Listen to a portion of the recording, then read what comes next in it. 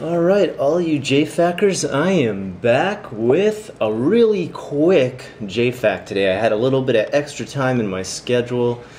When it opened up, I decided, you know what, I'm going to give you guys a break from those super long JFAQs like the one I did yesterday. That was almost an hour and a half. And I'm going to try and maybe collect these questions a little bit faster so that I can just do a real quick one and give everybody a chance to have a little bit more time on their questions, because sometimes I feel kind of guilty, like I rush through these too fast and I don't give you enough of an explanation. So that I wanted to do, and also I just wanted to let everybody know that once again we've just started the Unrested JFAQ fan page on Facebook. We are switching everything over to there because we found out we're limited with how many friends we can add on the actual personal profiles on Facebook. You're only allowed 5,000 people. We want to be able to add as many as we possibly can. If you haven't already joined the fan page, please join it there. That's where all these JFAQs are going to be done from now on. Hence, I wanted to kick it off with JFAQ11 here on the Facebook fan page. So, let us begin with Lewis first. He says, I've watched previous Facebook JFAQ videos to make sure this hasn't been asked yet. Lewis, you're doing it right. As an expat, that means expatriate in case you don't know, from the United States, have you ever had to pay any U.S. taxes while in Japan? That's a good question, actually. Not a lot of people have asked that one. Taxes, as far as you're concerned as an expat in Japan, do not need to be paid to America unless you have made profit or income from America. For example, if you're doing international trade and some of your stuff has come from America, some of your profits, then you still have to file that. If you have not made any money at all, you can file a 1040EZ form and declare absolutely nothing. And you won't have to pay any taxes. They just wanted to file it to make sure of your status. Are you still in the country? Are you out of the country? What's going on? I have not paid taxes since I've been here. I've only paid taxes in Japan. And taxes in Japan, not so bad. City taxes can be pretty expensive, but they really vary as to where you live. So don't just ask me, can you tell me one average sum? I can't tell you an average sum of taxes in Japan. It really depends on your city tax and where you live. Okay, good. Aswin says, can you list and explain all the differences between Osaka, Tokyo, and the city where you lived when you were a kid? List all of them? If I sat down and listed all of them, we'd be here for quite some time. You know, there isn't huge differences between Tokyo and Osaka, aside from the fact that the overall attitude of people in both places are a little bit different. Osaka people are known for being more outgoing, very talkative. They'll talk to you about a great sale, and I think that's one of the things that really kind of sections off Osaka from Tokyo is people are big about prices on stuff. Not many people know it, but Osaka was actually known as kind of like the haggling center point for Japan for a long time after World War II. This is right after the Onion era, where people stripped away all their belongings to try and survive in Japan. Well, people were known for really haggling price hardcore in Osaka, and even to this day, you can even go into chain stores in Osaka and haggle prices down. I mean, I'm talking even places like Big Camera and stuff like that, and especially mom and pop shops that are run, they'll let you haggle prices down. They'll give you all kinds of deals. They almost expect you to do it. Now, you better make sure your Japanese is pretty good if you're going to try and start doing stuff like that, because if you're just a gaijin off the street, they're not really going to try and argue with you in the English language. So, Tokyo prices are confirmed and they're not going to change. That is one really big difference. I've also heard, and this is this comes from Osaka people, they'll say if you ask for directions in Osaka, people give you directions. If you ask for directions in Tokyo, people give you the cold shoulder. They'll just walk off and they won't talk to you about it. I don't think that's totally true. There's always kind of competition between Tokyo and Osaka, who's the coolest. Tokyo makes way more per capita as far as their income and their overall net worth. I mean, there's no doubting that. Osaka gets a bad reputation from Tokyoites due to the fact that they say it's the dirtiest and most crime-ridden city in all of Japan. Now, comparable to other countries and their crime and dirt, it's really not that bad. But it is true that the most bicycles and the most umbrellas are stolen in Osaka. So that's kind of some big differences. As to where I grew up, Florida, well, I mean, it's totally different.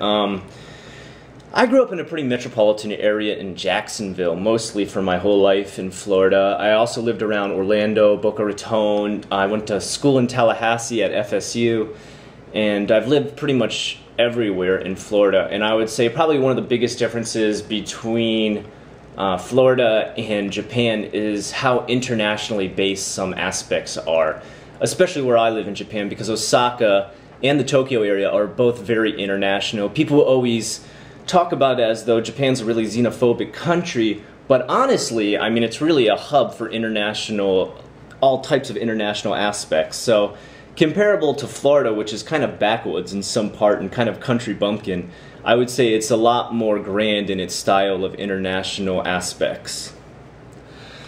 All right, good question. Jared says, how long does it take to adjust to Japan?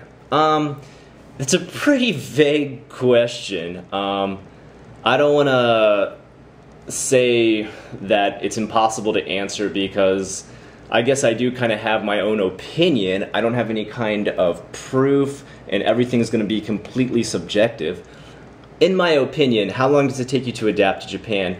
If we're considering every aspect, such as language, culture, manners, etiquette, everything that you would do, I would say your first few months are always going to be your hardest. I think that would be in any country you would go to.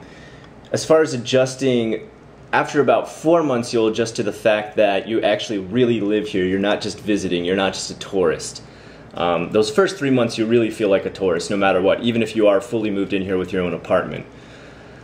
I'd say after the first year, you'll start to really find your likes and dislikes as far as places you like to go, things you like to eat, what aspects you like and don't like. But I would say you really don't just settle in with the language and overall culture until about 2 years in. I really felt like I couldn't really communicate very well until I was here for about 2 years. And then, man, after you get to like the 5-year point, you just feel like naturally you want to live here forever, and you'll start to get reverse culture shock if you go back to your own country. So that's, in my opinion, my very, very subjective opinion.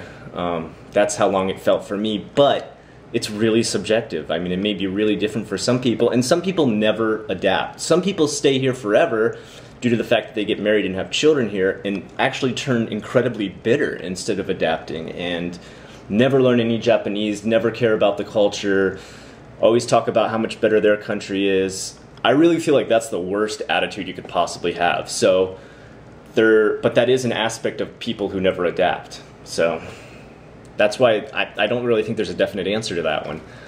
Miranda says, what are some things from America you thought you wouldn't be able to live without in Japan, but you have adjusted to living without? I would say mostly for me it was a lot of the foods that I really liked. I used to be a big snacker, I used to eat a lot of snacks all the time, and I had my favorites such as things like Twinkies and all kinds of, oatmeal cookies and stuff like that.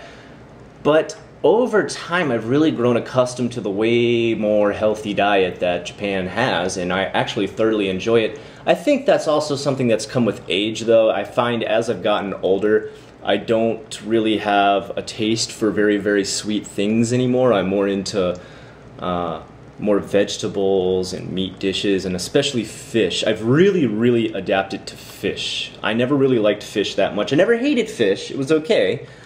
But now I find I actually sometimes prefer a fish dish over like a red meat or a chicken dish. And I never thought that would happen coming here. Good question. Alex says, do you think a capsule hotel would be a good place to stay for a visit to Japan? Or is it worth paying for more space? Well, I mean, I think that all depends on what you're comfortable with. If you don't feel like you're going to spend a lot of time inside your hotel, then yeah, who cares if you use a capsule hotel? But you need to take into consideration what is the weather like when you're visiting. For example, right now, it is hellishly hot. I mean, it is disgusting, sticky, gritty, sweat pouring down your neck hot here. And honestly, I don't think I'd want to go out. If I was visiting right now in Japan, I don't think I'd want to go out during the day and look around at much. I'd want to wait till the nighttime. And that doesn't really work out well if you're going to a capsule hotel, because mostly you're only going to be staying there at night. So if you're mostly only going to be going out at night, and wanting to stay inside during the day, then probably a capsule is not a good place for you. Now, when you start to get into those in-between seasons like fall and spring, where the weather's kind of perfect for being outside all day, that might be okay. But I think one thing you really got to realize in Japan is it's really hard, especially if you're in the city, it's really hard to find privacy. And it's really hard to find benches to sit down on even.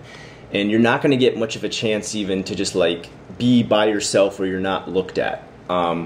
I know that sounds strange. You're probably thinking, well, like, is everybody staring at me as I walk everywhere? It's not quite like that anymore. It's not like bubble era Japan where gaijin were completely out of place.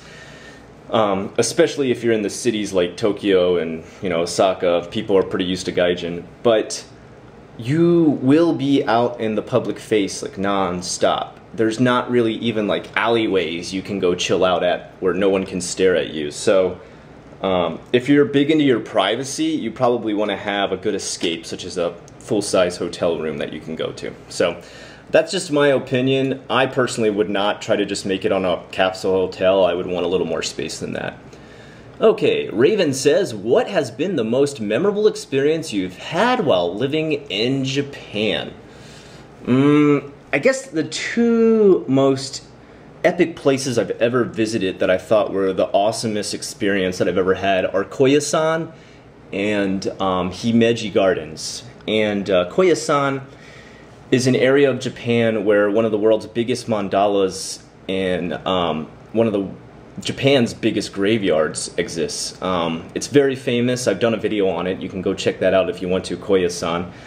And it is magnificent. I mean, there's just no other way to go about describing it other than the most majestic looking graveyard you can imagine. It has just epic gravestones that are all different shapes, sizes, filled with statues. They've been there for some hundreds and hundreds of years, and it just has so much character. And Himeji Gardens, those are gardens that have been cultured over 1,000 years. So I think, again, you can watch a video on this. I made a pretty long Himeji video on the gardens. They're just gorgeous. I just really find them to be breathtaking in the fact that you can walk over the stones, over the flowing water while watching the koi swim underneath your feet. Just, it's a really majestic thing to me. I find that aspect of nature really beautiful. So those are probably my most memorable experiences. Michael says, how do you feel about the other Japan YouTubers? For example, Sam. Like that for real, or is... Okay, this is his writing, not my problem this time. For example, is Sam like that for real, or is it a show for the camera? No, Sam's personality is pretty on cue for how he acts on camera and off of camera.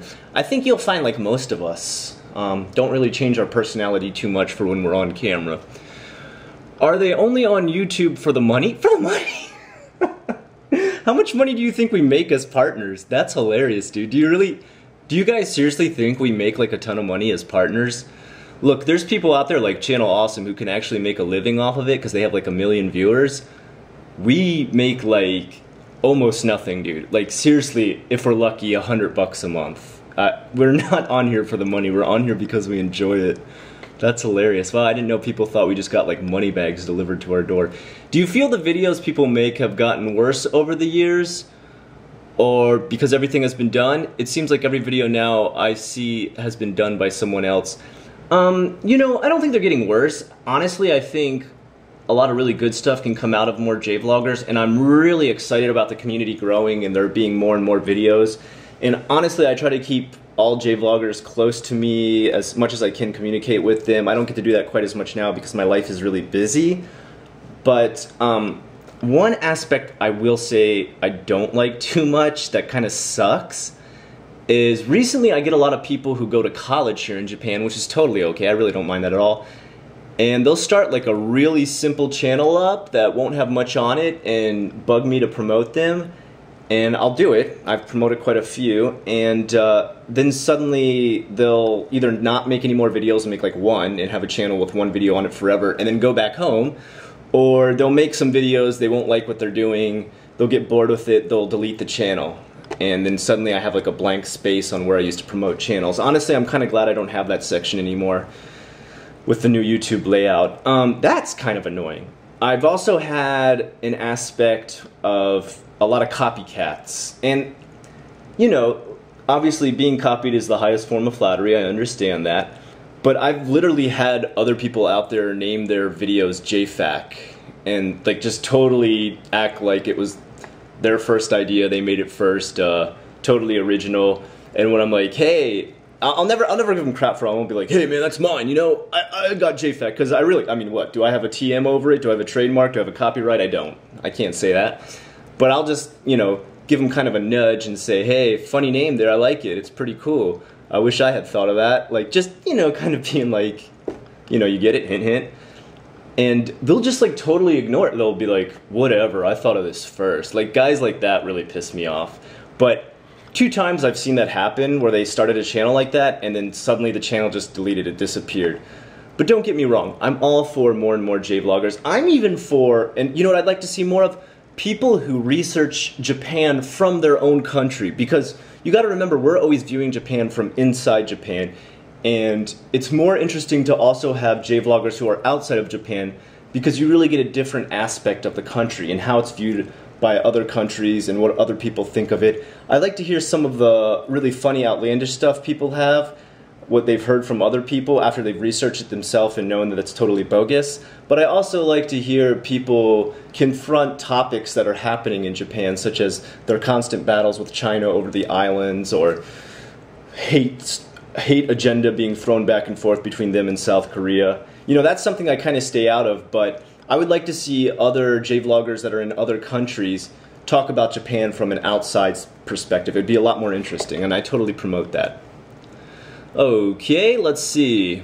Patricia says, how difficult is it for a foreigner to figure out the main and lesser used train/bus systems when they visit? Do you have any tips or tricks? You know, the trains, like I just said in my last video, I guess she probably didn't see it. I'll let it slide this time, but I just talked about this. The trains are pretty darn easy to figure out. I mean, you've got your main local ones that are all different rainbow of colors. If you can, unless you're colorblind, you're going to be totally okay following those lines. Every single stop is written in Romaji, so you're not going to get lost even if you can't read kanji. I would say though, the bus system is hard if you cannot read kanji. The bus system is brutally hard if you can't read kanji, because not only do they use kanji for every stop and they never use Romaji, but the kanji is also like usually a different kana pronunciation for the area. Just like probably you've memorized a few kanji here and there, and then you've seen it used for somebody's last name and you didn't even realize it had a totally different pronunciation when put next to this different kanji. Well, bus stops have that happen a lot. So even now, I still have a little bit of trouble riding the bus. It's kind of annoying. So I try to just stick to the subway. You'll be fine with the subway. If you've used the subway in any other country, it's really no different. Alright, Ahmed says, what countries do you want to visit? Other countries I'd still like to visit. I haven't been to South Korea yet, and I'd really like to go. Also, a country I'm a big fan of that I've never visited, Sweden. I really like Sweden. I've read a lot about Sweden. I think it's a really cool country. I really like the government system they have set up there. I think it's a very humane society compared to some of the other societies I've viewed around the world, and I've been to a lot of different countries. And that's one I'd really like to check out just to get a good glimpse at it. And I think this is the last one, unless anybody's posted more while I've been doing this one. Anders says, in the previous video you said Japan has unemployment aid. That is true. I live in a country where the system is easily abused, and almost anyone can get it for almost no reason. So my questions are, 1, how does the system work in Japan? Well, it works the same as almost any other country. As soon as you're unemployed, you can go to the ward office and list yourself as unemployed and collect it. Usually the amount you get varies on what job you had before. 2, do many abuse it? Yes and no. Recently there was a famous comedian whose parents were discovered abusing the welfare system here in Japan. And that pissed a lot of people off, and kind of, but it's something I think doesn't happen too much because it can really make people lose face, and like even he's starting to lose like some of his own money and lose his popularity because people found out that he was supporting his parents abusing the systems. Okay, and finally, number 3, how do Japanese people view the unemployed considering their high work ethic? For the most part, I think they're more empathetic than anything else, or sympathetic more so, because for the most part, the average Japanese spirit is one of hardworking, hataraku mono. They have the loyalty to a company that has existed for years, even as that is starting to degrade with the next generation due to the fact that not as many companies keep you in lifetime employment. Most Japanese people are considered very hard workers, and I think comparably to other countries, Japan works quite hard. And so for the most part, if people are out of jobs, which it's not really that common because our unemployment rate is quite low here. I think, if I'm correct right now, it was 2% when I came here in 2007, and even with the economy kind of bombing out right now, it's only 4%. So usually if a person doesn't have a job, it means they did run into some tough times. And I think people more so feel sympathetic towards that rather than aggravated. Aaron says, if you had to name one holy grail Pokemon collectible that actually exists to magically have bestowed upon you, what would it be and why? Like out there right now that actually does exist, or like one that doesn't exist that I want? I'm not really quite sure. I'd really like to get Zircom. I know Zircom does exist. There is a couple different action figures of him already. But I would like to get, like, I guess, relative to size, like not in real life, but like relative to the size of the other Pokemon that I have. I think that would look really cool. So far I haven't found a really giant one here in Japan yet. I found, the plushie, but plushies next to normal plastic toys looks kind of weird. So maybe one day that'll come out. They have the giant, what is it called? Like, the one from Black 2 and White 2. It's both the white and the black one put together. I forget his name. They've got a giant one of that, but they don't have a giant Zircom, so I'm kind of disappointed about that. I wish I could have that. Christine says, thanks for answering your commenters who asked my second question. Here's another one for you. I know you live in the city, but how big/small would you say the grow your own movement is in Japan? In the city, it's non-existent. There's just like, there's not grass. It's wall-to-wall concrete. Do you see some patio, small backyard gardening, or some window herbs growing? At the most, I see some really ghetto-looking plants hanging down off of people's balconies. Going green with your apartment really hasn't taken off yet in Japan. Devin says, I'm sure that all us JFAQers are thinking it, but my question is mainly regards to your age. I'm wondering if you get the early 20s, at least mid, from people you've encountered. Yeah, almost everybody, even Japanese people, always seem to think that I'm 20s or mid-20s. Even younger students who don't hold back anything as far as what they really think, they even tell me I look pretty young. I think it's because I can't grow a beard. I think that's what keeps me looking young. You definitely look ridiculously good for your age. Well, thank you very much. Is it genetic, or do you have something that you swear by? I would say it is partially genetic. My father too. He's in his 60s now, but the guy still looks like 40. So I think I probably get it from him. My grandmother is 98 right now, and she's still going strong. So I guess I would say longevity is in my family. Let's put it that way. Kai says, I don't think you answered this, but how would you feel about the restoration of ancient Japanese culture, like in the 1930s? I did answer that. Wow, you totally didn't watch it, did you? Kai, you need to go back, watch JFAQ11 there, and find your question. Dean said, I hope I'm not too late or repeating a question. Anywho, my question is related to driving. I realize licensing is quite strict in Japan, but what about hiring cars or renting cars? Is an international license enough? It is actually, it is okay. What are the requirements to hire a car in Japan or rent a car in Japan? Yeah, you need to have international insurance, and you need to have international, well, not an international license. You need a license from your own country, and you should be fine to rent a car. I've known many people to do it when they're here. Maddie says, could you please talk about your development in Japanese artwork over the years? You've lived in Japan. Has your style changed over the years? Were you previously very artistic before you moved to Japan? I was always artistic. I majored in art, you know, and I was an art teacher in America. So yeah, I've always been into art. Has my style changed since I've gotten to Japan? I wouldn't say it's changed. I'd say it's definitely gotten better just due to practice. But I'd say I've also acquired new skills from studying Japanese art. For example, Japanese art has taught me how to draw scales. And I mean like scales on a dragon or scales on a fish really well. Their technique is kind of like this netting graph layer, and it works out so well. And once I learned that, it really became really simple to draw scales. So there's that, and there's many other aspects I could get into. All I want to say is pretty much, yes, Japan has made me better at drawing due to the fact that they have many of their own techniques. Megan says, Scott, thanks for taking the time out on your busy schedule to do this for us. My question is, how do Japanese citizens react to American military personnel that are stationed in Japan? The reason I ask is because I have military friends and a boyfriend who are going to move out there in the not-so-distant future. Well, I just talked about this in JFAQ11 too. I mean, are we talking about the whole Okinawa thing, or are we talking about the base in Yokohama? You need to be more specific as to the area that they're moving into.